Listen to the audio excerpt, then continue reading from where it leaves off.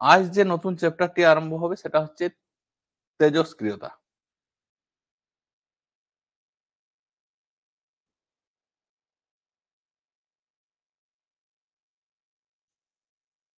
তো তেজস্ক্রিয়তা সম্বন্ধে জানতে গেলে আমরা তার আগে জেনে নিয়েছি পরমাণু জেনে নিয়েছি।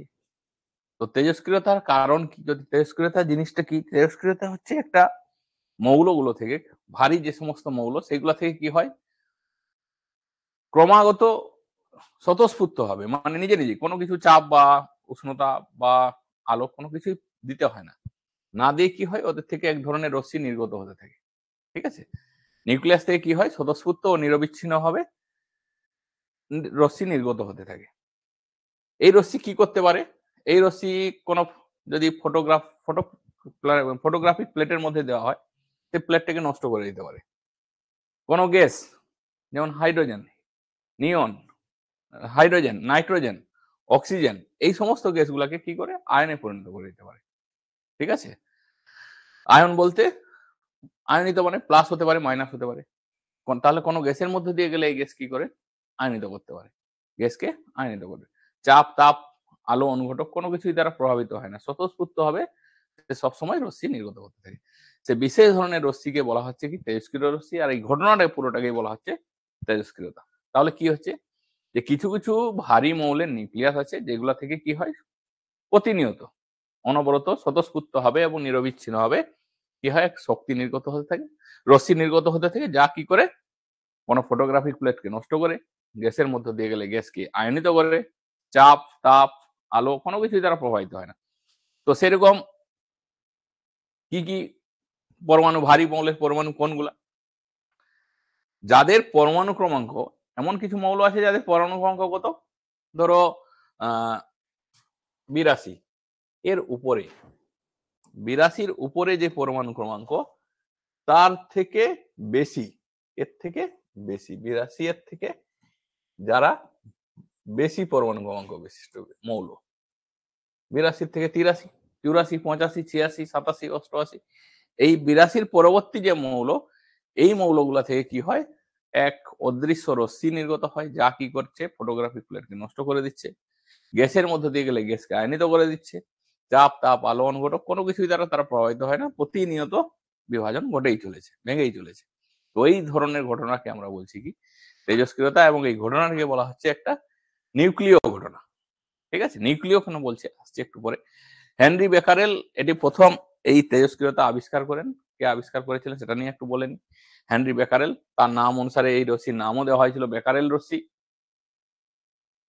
তেজস্ক্রিয়তা নামকরণটি মেরি কুরি প্রথমে করেছিলেন। হ্যাঁ, তিনি পোলোনিয়াম নামক একটা তেজস্ক্রিয় মৌল নিয়েছিলেন, যেটা থেকে কি করেছিলেন, পোলোনিয়াম মৌল আবিষ্কার করেছিলেন। হ্যাঁ, পোল্যান্ডের নাম থেকে এই পোলোনিয়াম কথাটি এসছে। হ্যাঁ, তিনি কি করেছিলেন, রেডিয়াম নামক মৌলটিও পরবর্তীকালে আবিষ্কার করেছিলেন। আর এই হেনরি বেকারেলের নাম অনুসারে এই তেজস্ক্রিয়তার এককও দেওয়া হয়েছে একটা, সেটা হচ্ছে বেকারেল, বা এই তেজস্ক্রিয় রশ্মিকে বেকারেল রশ্মিও বলা হয়। সেখান থেকেই তার একক বেকারেল হিসেবে ধরা হয়েছে। কুড়িও লেখা হয়, সিপিএস লেখা হয়, সাইকেল পার সেকেন্ড। হ্যাঁ,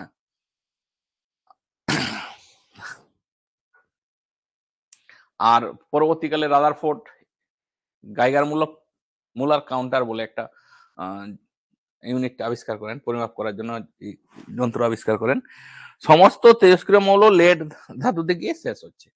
এখানে 82-র পরবর্তী যে মৌল, সেগুলোকে আমরা তেজস্ক্রিয় বলছি। এবার তেজস্ক্রিয় মৌল কি হয়, প্রতিনিয়ত ভাঙতে শুরু করে, ভাঙতে ভাঙতে ভাঙতে ভাঙতে কি হবে, সে একেবারে লেডে এসে গিয়ে পরিণত হবে। ঠিক আছে? এইটুকু টপিকস, এটা তেজস্ক্রিয়তা সম্বন্ধে জাস্ট প্রাথমিক ধারণা। আর যদি আমরা আরেকটু যদি এটা নিয়ে বলি, যে তেজস্ক্রিয়তা কেন দেখাচ্ছে, মৌলগুলা আমি লেড দেখাচ্ছে না, অথচ লেডের পরবর্তী মৌল দেখাচ্ছে, বা ইউরেনিয়াম, যত তেজস্ক্রিয় মৌল আছে, কে ইউরেনিয়াম আছে, থোরিয়াম আছে, পোলোনিয়াম আছে, এই মৌলগুলা কেন তেজস্ক্রিয়তা দেখাবে?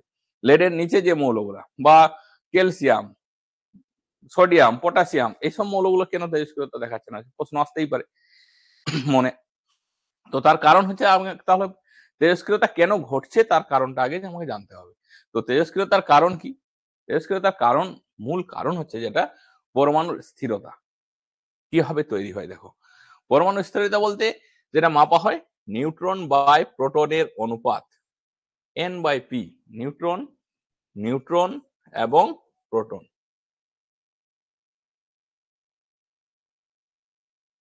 এই দুয়ের অনুপাত, হ্যাঁ, 1.54 এর থেকে গ্রেটার দেন 1.54। যদি গ্রেটার দেন 1.54 এর থেকে বেশি হয়, গ্রেটার দেন 1.54 হয়, তাহলে কি হয়, পরমাণুগুলো অস্থায়ী হয়ে পড়ে। তখন পরমাণু নিউক্লিয়াস থেকে কি হয়, এক রশ্মি নির্গত হতে থাকে। সেই রশ্মিগুলা কি কি? তিনটে রশ্মি নির্গত হয়। একটা হচ্ছে আলফা রশ্মি, এটাকে বলা হচ্ছে আলফা রশ্মি। এটা আলফা, চিহ্নটা তার এরকম, এটা হচ্ছে আলফা রশ্মি। তারপর একটা হচ্ছে বিটা রশ্মি, বিটা। আর একটা হচ্ছে গামা রশ্মি, এই জাস্ট এরকম।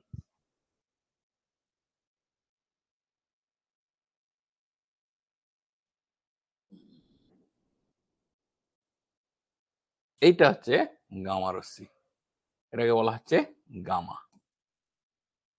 তিনটা রশ্মি নির্গত হয়। আলফা রশ্মি থেকে, তেজস্ক্রিয়তা মৌল থেকে যেসব রশ্মিগুলো নির্গত হয় তার মধ্যে কি কি? আলফা রশ্মি নির্গত হয়, বিটা রশ্মি নির্গত হয়, আর কি? গামা রশ্মি নির্গত হয়। যখন একটা তেজস্ক্রিয় মৌলের বিঘটন বা ভাঙে তখন আলফা রশ্মি, বিটা রশ্মি এবং গামা রশ্মি নির্গত হয়। আলফা রশ্মি হচ্ছে ধনাত্মক চার্জগ্রস্ত, এটাও মনে রাখো। আলফা রশ্মি হচ্ছে, এটা সবসময় হচ্ছে ধনাত্মক চার্জ। আলফা রশ্মি হচ্ছে কি? ধনাত্মক চার্জ। আর বিটা রশ্মি হচ্ছে ঋণাত্মক চার্জ বিশিষ্ট কণিকা, ঋণাত্মক। বিটা রশ্মি হচ্ছে কি? ঋণাত্মক। আর গামা রশ্মি হচ্ছে নিস্তড়িত। গামা হচ্ছে কি? নিস্তড়িত, এর কোনো আধান নেই। তাহলে আলফা রশ্মি হচ্ছে একটা ধনাত্মক আধানযুক্ত কণার স্রোত, বিটা রশ্মি হচ্ছে ঋণাত্মক আধানযুক্ত কণার স্রোত, যেটাকে আমরা ইলেকট্রন হিসেবে ধরে থাকি, ইলেকট্রনের আধানের সমান ধরে থাকি। আর গামা হচ্ছে নিস্তড়িত। তাহলে তেজস্ক্রিয় বিঘটনের ফলে কত ধরনের রশ্মি নির্গত হয়? 3 প্রকারের। কি কি? আলফা রশ্মি, বিটা রশ্মি আর গামা রশ্মি।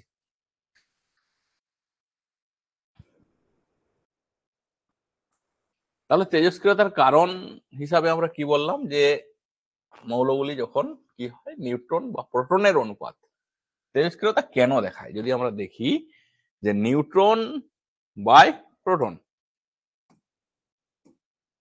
n/p এইটা 1.54 এর বেশি হয়, তখন সেই মৌলগুলা কি হয়, তেজস্ক্রিয়তা দেখায়। এবার দেখি একটা মৌল নিয়ে যদি চেষ্টা করে দেখি কত আসছে। ইউরেনিয়াম 92 238। এই মৌলটা কি তেজস্ক্রিয় সেটা দেখার জন্য আমরা কি করব, n/p নিউট্রন এবং প্রোটনের অনুপাত নির্ণয় করব। আমি আগের ক্লাসে বলেছি নিচের অংশটা হচ্ছে প্রোটন সংখ্যা p, আর এটা হচ্ছে ভর সংখ্যা। এবার নিউট্রন সংখ্যা বের করাবো কি হবে, নিউট্রন সমান হচ্ছে a - p। নিউট্রন সংখ্যা হচ্ছে a - p। তো ভর সংখ্যা কোনটা? উপরের সংখ্যা 238, আর প্রোটন সংখ্যা কোনটা? 92। কত হবে? 146। এবার এই দুটোকে আমরা কি করব, অনুপাত নির্ণয় করব, নিউট্রন বাই প্রোটন।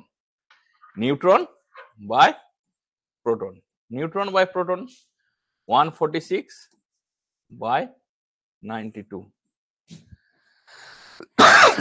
এটাকে যদি ভাগ করা হয় কত বেরাবে দেখা যাক।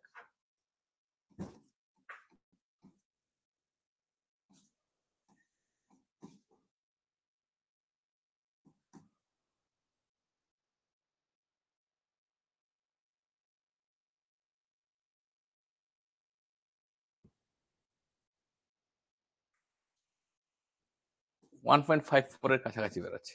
ঠিক আছে, তো 1.54 এর উপরে গেলেই এরা কি করবে, তেজস্ক্রিয়তা ধর্ম প্রদর্শন করবে। তো এই কারণে এই মৌলগুলো হচ্ছে তেজস্ক্রিয়। এবার এই যে তেজস্ক্রিয় মৌলগুলোর বিঘটন ঘটে, বিঘটন বলতে কি বোঝায়, যে ভাঙে, যে ক্রমাগত কি করে রশ্মি নির্গত করতে থাকে। সেই রশ্মি নির্গত হতে থাকলে তার কি হয়, ভর হ্রাস পায়। কোন কোন রশ্মির ক্ষেত্রে ভর হ্রাস পায়, প্রোটন সংখ্যাও হ্রাস পায়, আবার কারো ক্ষেত্রে প্রোটন সংখ্যা বৃদ্ধি পায়। তো এক্ষেত্রে মনে রাখতে হবে যে যদি একটা আলফা কণা নির্গত হয়, একটা যদি আলফা কণা নির্গত হয়, ভর সংখ্যা কমে যায় 4 একক। ভর সংখ্যা কত কমে? 4 একক। আর প্রোটন সংখ্যা কমে কত? 2 একক। ভর সংখ্যা 4 একক কমে আর প্রোটন সংখ্যা কমে কত? 2 একক।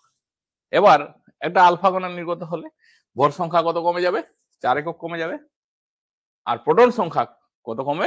2 একক। এবার ধরো একটা বিটা কণা নির্গত হলো। বিটা কণা নির্গত হলে বা বিটা রশ্মি যদি নির্গত হয়, তাহলে সেক্ষেত্রে পারমাণবিক সংখ্যা কত বাড়বে? 1 একক বাড়বে। পারমাণবিক সংখ্যা 1 একক বেড়ে যায়। সেক্ষেত্রে ভর সংখ্যার কোনো পরিবর্তন হয় না, যা ছিল তাই থাকবে। আর গামা রশ্মি নির্গত হলে কোনো কিছুই হয় না। এবার প্রশ্ন হচ্ছে, ধরো ইউরেনিয়াম 92 238 থেকে একটা আলফা কণা বেরিয়ে গেল, 1 আলফা এখান থেকে বেরিয়ে গেল, একটা আলফা কণা বেরিয়ে গেল। তাহলে আলফা কণা নির্গমনে ভর সংখ্যা কত পরিবর্তন হচ্ছে? 4 একক কমবে। তার মানে কত হবে? উপরে জানিয়ে যাবে 234 আর নিচে দাঁড়িয়ে যাবে 2 একক কমে যাবে। সেই মৌলটা হচ্ছে থোরিয়াম। থোরিয়াম 90 234। ঠিক আছে, এইভাবে ভর হ্রাস পেতে থাকে। আলফা বিটা নির্গত হতে হতে সব শেষে গিয়ে কোথায় পরিণত হয়? লেড, যেটা কিন্তু তেজস্ক্রিয় নয়। বিসমাথ 83 হচ্ছে তেজস্ক্রিয় আর লেড 82 হচ্ছে অতেজস্ক্রিয়। অতএব সব মৌল ভেঙে শেষ পর্যন্ত কোথায় আসবে? লেড পরমাণুতে এসে গিয়ে থেমে যাবে, আর ভাঙবে না সেখানে এসে। শেষ পর্যন্ত তাহলে তেজস্ক্রিয় মৌলের খনিতে প্রায় ওই কারণে লেড মৌল পাওয়া যায়।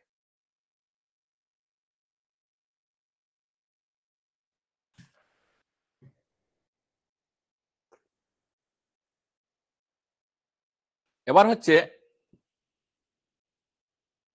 আবার অনেক সময় তেজস্ক্রিয় মৌলতে হিলিয়াম আয়ন, হিলিয়াম গ্যাস যেটা পাওয়া যায়।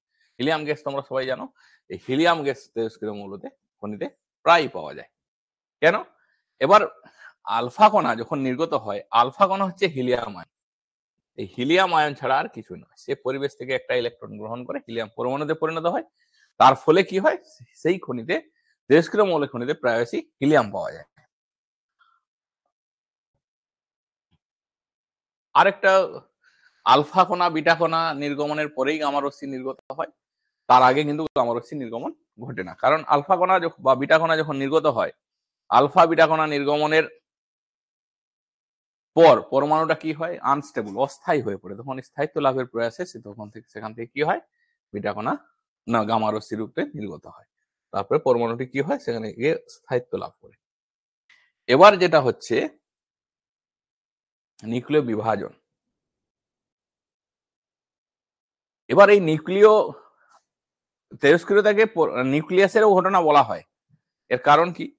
নিউক্লিয়াসের ঘটনা বলার কারণ হচ্ছে যে নিউক্লিয়াসের পরিবর্তন হচ্ছে। নিউক্লিয়াস, পরমাণু নিউক্লিয়াস কি হচ্ছে? পরিবর্তন হয়ে যাচ্ছে। মানে কি? যে ধরো একটা আলফা কণা বেরিয়ে গেল, একটা ইউরেনিয়াম 92 238 থেকে আলফা কণা বেরিয়ে গেছে। ঠিক আছে, তার মানে কি? থোরিয়াম 90 234 একটু আগে করলাম। তার মানে ইউরেনিয়াম থেকে থোরিয়াম হচ্ছে। তার মানে কি? নিউক্লিয়াস, পরমাণুর যে নিউক্লিয়াস, সেটা কি হচ্ছে? পরিবর্তন হয়ে যাচ্ছে, নতুন মৌলের সৃষ্টি হচ্ছে। এই জন্য তেজস্ক্রিয়তাকে পরমাণুর নিউক্লিয়াসের ঘটনাও বলা হয়।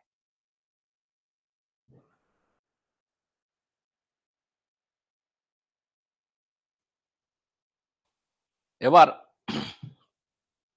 তো নিউক্লিয়াস, এই তেজস্ক্রিয়তার যে বিঘটন, সেটা দুটো ভাগে হতে পারে। একটা নিউক্লিয় বিভাজন বিক্রিয়া হয়, আর একটা হয় নিউক্লিয় সংযোজন। নিউক্লিয় বিভাজন বলতে কি বোঝাচ্ছে? নিউক্লিয় বিভাজন হচ্ছে এখানে কি হয়? এই যে ভারী মৌলের যে পরমাণুগুলো, হ্যাঁ, ভারী মৌলের পরমাণুকে ভেঙে কি করা হয়? সমানভাবে দুটো হালকা মৌলের পরমাণু নিউক্লিয়াসে পরিণত করা হয়। এর ফলে কি হয়? প্রচুর পরিমাণ শক্তি পাওয়া যায়। হ্যাঁ, প্রচুর পরিমাণ শক্তি পাওয়া যায়, যেটাকে আমরা কি বলি? নিউক্লিয় বিভাজন বলি। এখানে কি করা হচ্ছে তাহলে? যে ভারী মৌলের নিউক্লিয়াস গুলাকে ভেঙে দেওয়া হচ্ছে। ভারী মৌলের নিউক্লিয়াসকে ভেঙে কি করা হচ্ছে, হালকা হালকা পরমাণু নিউক্লিয়াসে পরিণত করা হচ্ছে। এর ফলে এখান থেকে কি হচ্ছে, প্রচুর পরিমাণে শক্তি নির্গত হয়, প্রচুর পরিমাণে শক্তি নির্গত হয়। তাই এই বিক্রিয়াটিকে আমরা কি বলছি, নিউক্লিয় বিভাজন বিক্রিয়া বলছি। হ্যাঁ, কিরকম ভাঙা হয় দেখা যাক।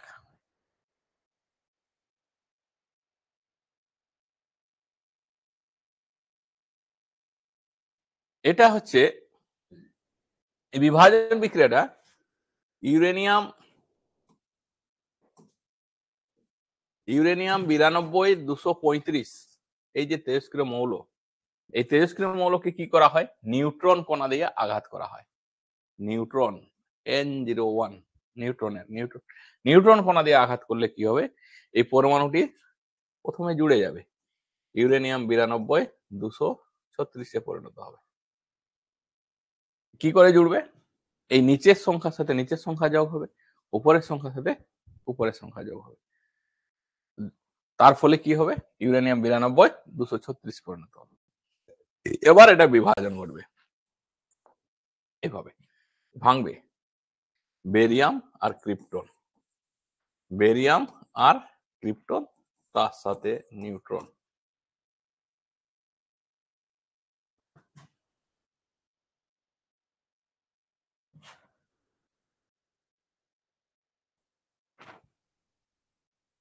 কি হলো, কানেক্ট চলে গেল নাকি?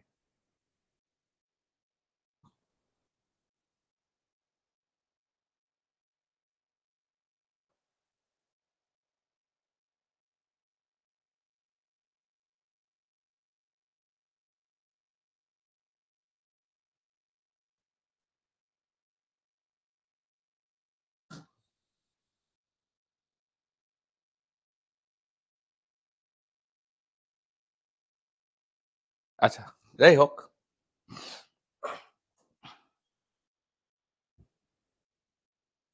তাহলে কি কি করছিলাম, ইউরেনিয়াম 92-235, তাকে একটা নিউট্রন কণা দিয়ে আঘাত করেছিলাম। নিউট্রন কণা দিয়ে আঘাত করার ফলে কি হয়েছে, ইউরেনিয়াম 92-236, এটা ভেঙে গিয়ে কি হবে, একটা ক্রিপ্টন হবে, একটা বেরিয়াম হবে। ঠিক আছে, 36 আর হচ্ছে 56, আর তার সাথে নিউট্রন, নিউট্রন কণা এবং এনার্জি উৎপন্ন হবে, প্রচুর পরিমাণে শক্তি পাওয়া যাবে। এইভাবে নিউক্লিয় বিভাজন বিক্রিয়াটি ঘটে থাকে। ঠিক আছে,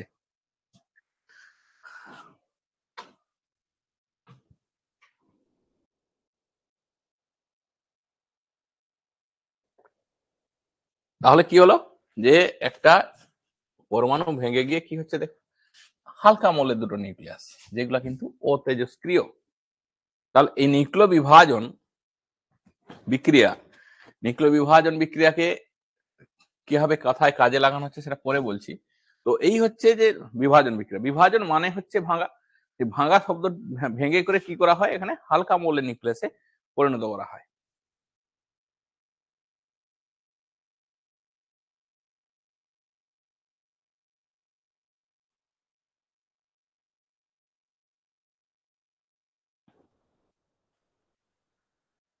এই নিউক্লিয় বিভাজন বিক্রিয়া কাজে লাগিয়ে প্রথম যেটা আবিষ্কার হয়েছিল সেটা হচ্ছে যে পারমাণবিক বোমা আবিষ্কার করা হয়েছিল। এই পারমাণবিক বোমা তোমরা সবাই জানো, পারমাণবিক বোমা কোথায় পড়েছিল, হিরোশিমা আর নাগাসাকিতে, 6 আগস্ট আর 9 আগস্ট। লিটল বয় আর ফ্যাটম্যান দুটো হিরোশিমা আর নাগাসাকিতে ফেলা হয়েছিল, হিরোশিমা আর নাগাসাকি। 6 আগস্ট 1945, 9 আগস্ট 1945, হিরোশিমা নাগাসাকিতে, জাপানের। একটা ছিল লিটল বয় আর একটা ছিল ফ্যাটম্যান। লিটল বয় ছোট টাইপের ছিল আর ফ্যাটম্যান ছিল একটু বড় টাইপের। তো একটাতে ইউরেনিয়াম আর একটাতে পোলোনিয়াম ব্যবহার করেছিল, দু ধরনের তেজস্ক্রিয় মৌল ব্যবহার করা হয়েছিল। এটা গেল ধ্বংসাত্মক গ্রুপ। নিউক্লিয় সংযোগ বিভাজনের ধ্বংসাত্মক রূপ। আমরা ভালো কাজেও লাগিয়েছি। ভালো কাজ বলতে পারমাণবিক চুল্লি, পারমাণবিক চুল্লিতে কাজে লাগিয়েছি। পারমাণবিক চুল্লিতে নিউক্লিয় বিভাজন কোথায়? এটা দুটো ভালো দিক আছে। নিউক্লিয় বিভাজনে ভালো দিক যেমন আছে তেমনি খারাপ দিকও আছে। ঠিক আছে? পারমাণবিক চুল্লি। পারমাণবিক চুল্লিটা কি? এখানে একটা চেন রিঅ্যাকশন তৈরি হয়। ঠিক আছে? একটি যন্ত্র যেটি নিয়ন্ত্রিত চেন রিঅ্যাকশন প্রচুর পরিমাণে বৈদ্যুতিক শক্তি উৎপন্ন করে। হুম? এখানে কি পদার্থ নেওয়া হয়? এখানে জ্বালানি হিসেবে পদার্থ নেওয়া হয় সাধারণত ইউরেনিয়াম 235, প্লুটোনিয়াম 239, থোরিয়াম 232 এগুলাই নেওয়া হয়। আর এখানে যে নিউট্রন কণা আঘাত করে, নিউট্রন কণাকে নিয়ন্ত্রণ করে নিয়ামককে গতি নিয়ন্ত্রণ করে, নিউট্রনের গতি নিয়ন্ত্রণ করে ভারী জল, লিটিও গ্রাফাইট ধাতু প্রভৃতি এগুলোকে নিয়ন্ত্রণ করে। কুলেন্ট হিসাবে কি ব্যবহার করা? কুলেন্ট ঠান্ডা জল, বায়ু, কার্বন ডাইঅক্সাইড এগুলোকে কি করে ঠান্ডা করে, প্রচুর পরিমাণে তাপ উৎপন্ন হয়, তো শক্তি এনার্জি উৎপন্ন হয়, সেই জন্য কুলেন্ট হিসাবে এগুলাকে ব্যবহার করা হয়। ঠান্ডা জল, বায়ু, কার্বন ডাইঅক্সাইড। আর যারা কাজ করেন কর্মী, তাদের রক্ষা করার জন্য নিউক্লিয়ার চুল্লির চারপাশে একটা পুরুষ সংযোগকারী প্রাচীর, যেটা 2 থেকে 2.5 মিটার দেওয়া হয়। এটা মোটা আকারের প্রাচীর দেওয়া হয় যারা কাজ করেন তাদের, যাতে এই তেজস্ক্রিয় বিকিরণ শরীরের মধ্যে প্রবেশ না করে। কারণ তেজস্ক্রিয় বিকিরণ যদি শরীরের ভিতরে প্রবেশ করে সেক্ষেত্রে কি হবে? শরীরে বিভিন্ন ধরনের রোগ অসুখ তৈরি হবে, বিশেষ করে ক্যান্সার জাতীয় রোগ বেশি হয় এক্ষেত্রে। তাহলে পারমাণবিক চুল্লি একটা নিয়ন্ত্রিত চেন রিঅ্যাকশন, যেটা ইউরেনিয়াম ফিশন পদার্থ, যেখানে ইউরেনিয়াম 235, 239 এই ধরনের পদার্থ ব্যবহার করা হয়। আর এখানে শক্তির অপসারণ করা হয় কুলেন্টের দ্বারা, সেটা ঠান্ডা জল, বায়ু, কার্বন ডাইঅক্সাইড এগুলো ব্যবহার করা হয় থাকে। এই হচ্ছে নিউক্লিয় পারমাণবিক চুল্লি। এখান থেকে বিদ্যুৎ উৎপন্ন করা হয়। বর্তমান বিভিন্ন জায়গায় ভারতে এগুলো তৈরি করার কাজ চলছে।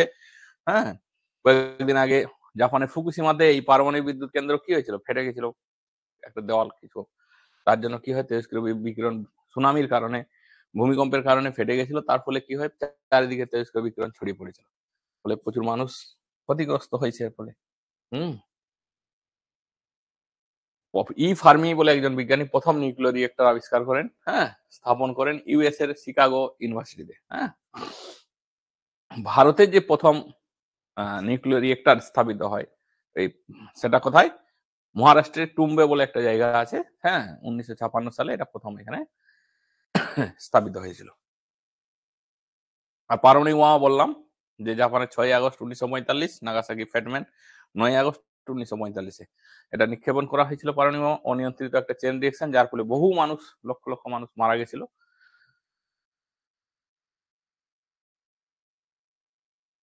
এরপরে যেটা আসছে সেটা হচ্ছে নিউক্লিয় সংযোজন।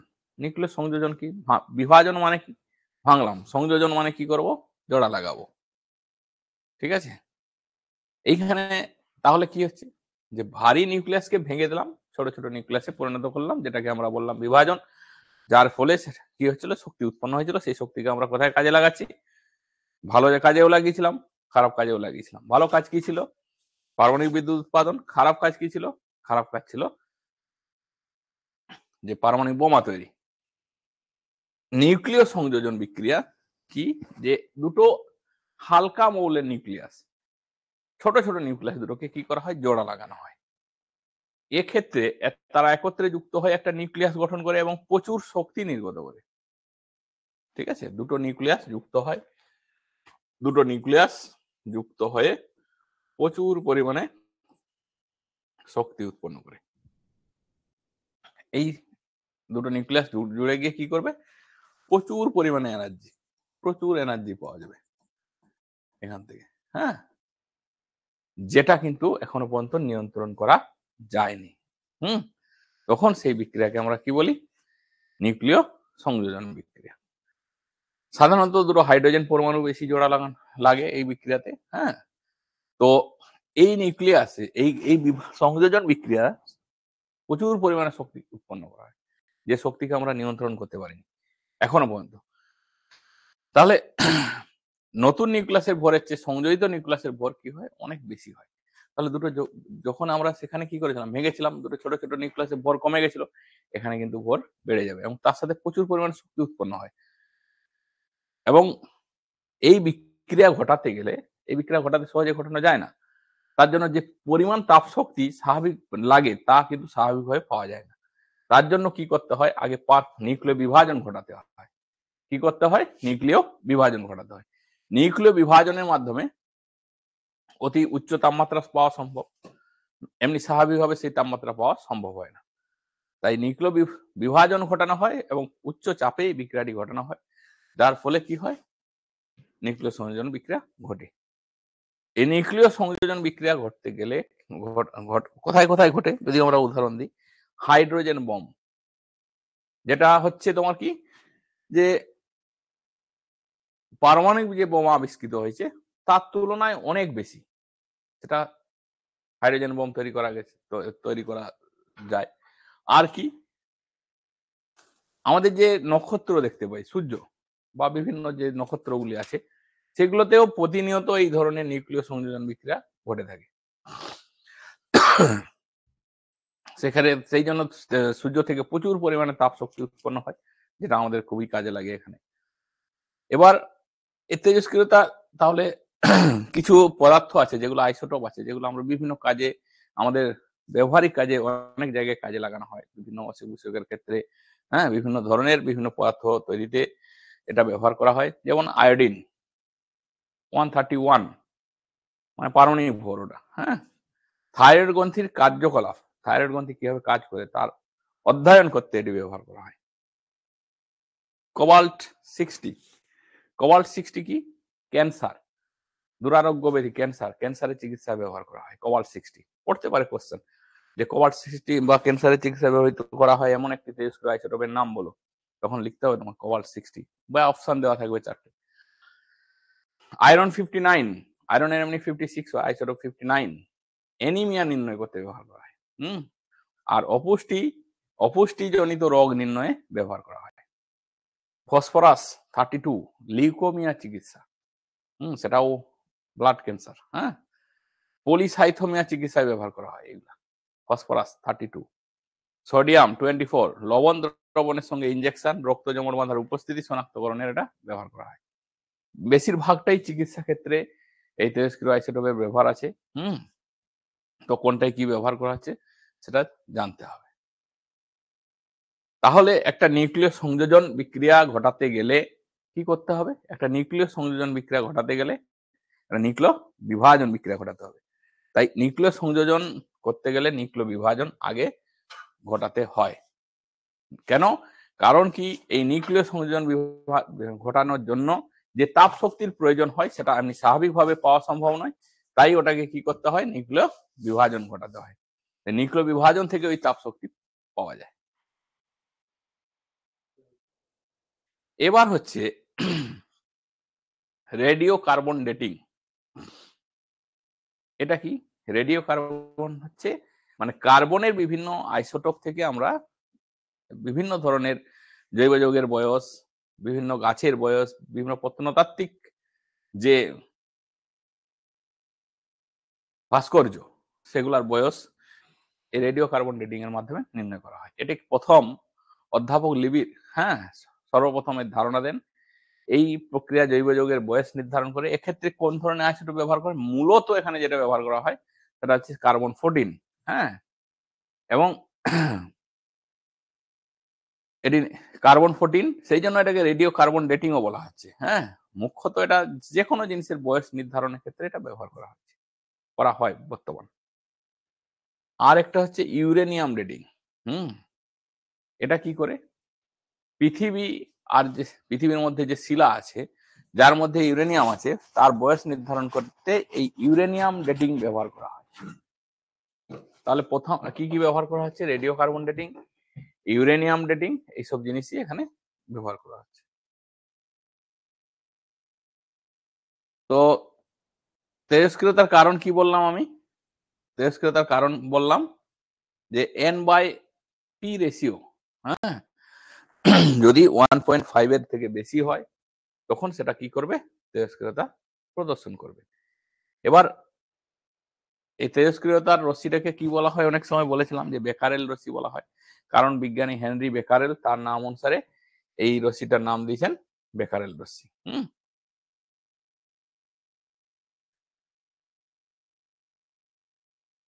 এবার তেজস্ক্রিয়তা কেন দেখাচ্ছে?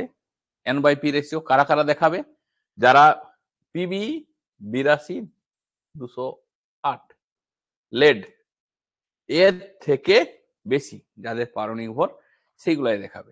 তার থেকে নিচের মৌলগুলা তেজস্ক্রিয় মৌল দেখায় না, তেজস্ক্রিয়তা দেখায় না। তেজস্ক্রিয়তা কি? একটা নিউক্লিয় ঘটনা। কেন নিউক্লিয় ঘটনা? কারণ তেজস্ক্রিয় মৌলের পরমাণু নিউক্লিয়াস থেকে আলফা কণা, বিটা কণা, গামা কণা নির্গত হয়। তার ফলে পরমাণু ভরের হ্রাস করতে পারে, কারো ক্ষেত্রে বিটা কণার ক্ষেত্রে পারমাণবিক ক্রমাঙ্ক বাড়তে পারে। সেই জন্য নিউক্লিয়াসের পরিবর্তন হয় বলে এটাকে আমরা নিউক্লিয় ঘটনা বলে থাকি। আর কি বললাম? যে তেজস্ক্রিয়তার একক কি? বেকারেল। হেনরি বেকারেলের নাম অনুসারে তার একক বেকারেল রাখা হয়েছিল। পরবর্তীকালে কুরি, হ্যাঁ, তেজস্ক্রিয় পরিমাপের যন্ত্রের নাম কি? গাইগার মুলার কাউন্টার। হ্যাঁ, আর সবশেষে সব তেজস্ক্রিয় মৌল ভেঙে কোথায় পরিণত হয়? লেডে পরিণত হয়। সেই কারণে তেজস্ক্রিয় মৌলের খনিতে প্রায়শই কি পাওয়া যায়? লেড পাওয়া যায়। আরেকটা টপিক, আরেকটা যেটা হচ্ছে যে তেজস্ক্রিয় মৌলের খনিতে প্রায়শই হিলিয়াম গ্যাস পাওয়া যায়। কেন? যে তেজস্ক্রিয় মৌল থেকে কি কি নির্গত হয়?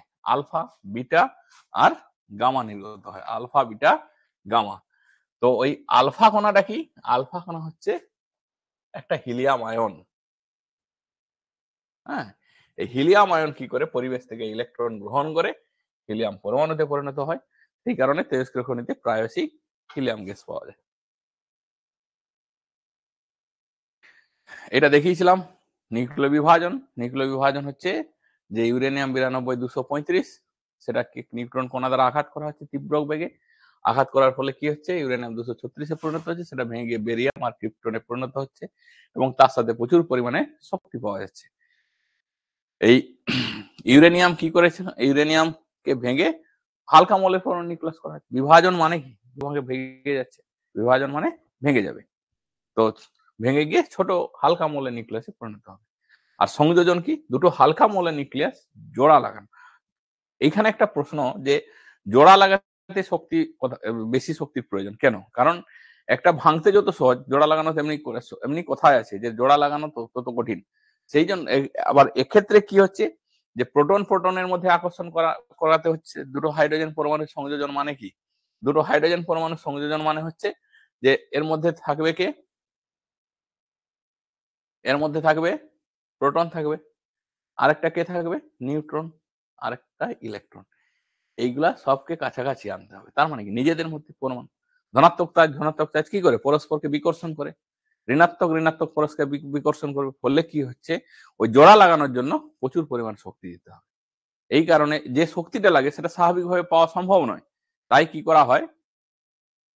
বিভাজন বিক্রিয়া ঘটানো হয় এবং সেই শক্তিকে কাজে লাগিয়ে সংযোজন বিক্রিয়া ঘটানো হয় এবং সংযোজন বিক্রিয়ায়ও প্রচুর পরিমাণে শক্তি উৎপন্ন হয়। সংযোজন বিক্রিয়ায়ও কি হয়? প্রচুর পরিমাণে শক্তি উৎপন্ন হয়, যেটা কি হয়? নিয়ন্ত্রণ করা সম্ভব হয়নি। এই বিভাজন বিক্রিয়ায় প্রায় 4 গুণ বেশি শক্তি। বিভাজন বিক্রিয়া থেকে নিউক্লিয় বিভাজন বিক্রিয়া থেকে প্রায় 4 গুণ বেশি শক্তি পাওয়া যায়। এগুলো তো বললাম সব পারমাণবিক চুল্লি। পারমাণবিক চুল্লিতে কি ধরনের রিয়েকশন ঘটে? চেন রিয়েকশন ঘটে। একটার পর একটা রিয়েকশন ঘটতে থাকবে। এখানে কি কি পদার্থ নেওয়া হয় জ্বালানির জন্য? Uranium 235, plutonium 239, thorium 232। নিউট্রনের গতি নিয়ন্ত্রণ, ভারী জল, গ্রাফাইট ধাতু প্রভৃতি গুলা নেওয়া হয়। কুল্যান্ট হিসাবে ঠান্ডা জল, বায়ু, কার্বন ডাইঅক্সাইড। আর রক্ষণের উপায় কি? কেউ যদি কাজ করে তার ক্ষতি যাতে না হয় তার জন্য সেটাকে অনেক মোটা প্রাচীরের মধ্যে ওই বিক্রিয়াগুলি ঘটানো হয়, যেটা হচ্ছে 2 থেকে 2.5 মিটার। এগুলো তো সব থেকে যেখানে ইম্পর্টেন্ট যে কোশ্চেন আসতে পারে সেটা হচ্ছে আয়োডিন থাইরয়েড গ্রন্থির কার্যকলাপ অধ্যয়ন করতে হবে। হয়তো কোনটা কি কাজে লাগে? কোবাল্ট 60 ক্যান্সারের চিকিৎসা, আয়রন 59 অ্যানিমিয়া নির্ণয় করতে, ফসফরাস 32 লিউকোমিয়ার চিকিৎসা, আর সোডিয়াম 24 লবণ দ্রবণের সঙ্গে ইনজেকশন রক্ত জমাট বাঁধার উপস্থিতি শনাক্তকরণে এটা ব্যবহৃত হয়।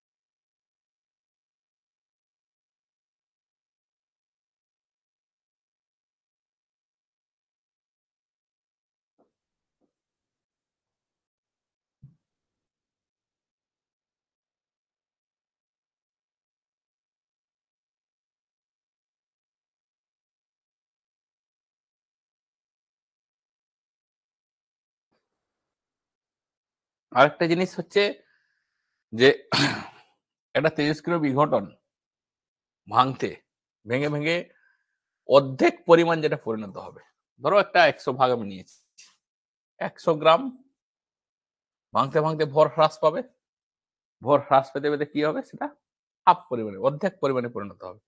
অর্ধেক পরিমাণ মানে কত, 50 গ্রাম।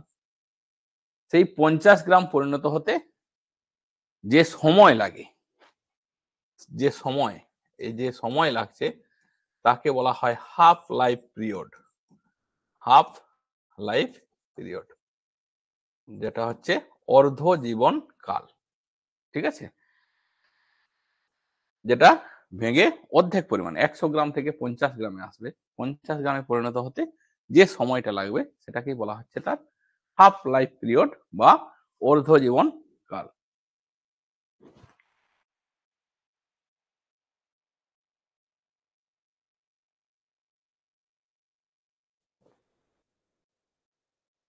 অর্ধ জীবনকাল নির্ণয়ের একটা সূত্র আছে, সেটা বলতে পারি।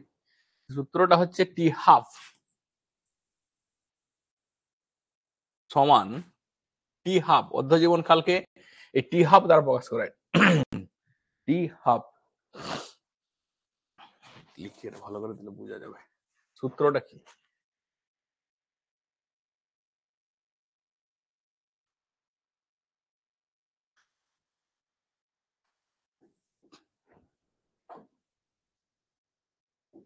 টি হাফ, এই টি হাফটা কি, টি হাফ সমান হচ্ছে 2.303 বাই ল্যামডা লগ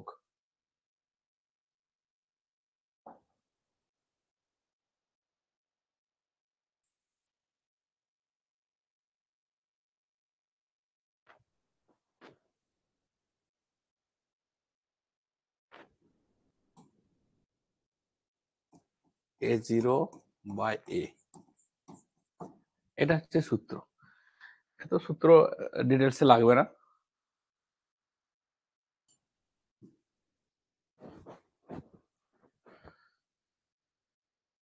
তাহলে এখান থেকে কি কি কোশ্চেন হতে পারে, যে বিভিন্ন আইসোটোপের ব্যবহার কোনগুলা, নিউক্লিয়ার পারমাণবিক বোমা, পারমাণবিক বোমা কিভাবে তৈরি হয়, পারমাণবিক চুল্লি কি, নিউক্লিয় বিভাজন কি, নিউক্লিয় সংযোজন, এই নিয়ে শর্ট কোশ্চেন বা এমসিকিউ টাইপের কোশ্চেন আসতে পারে। এর থেকে আর বেশি কিছু না। আজকে এতটুকু পর্যন্তই, আজকে ক্লাস এতটাই পর্যন্ত।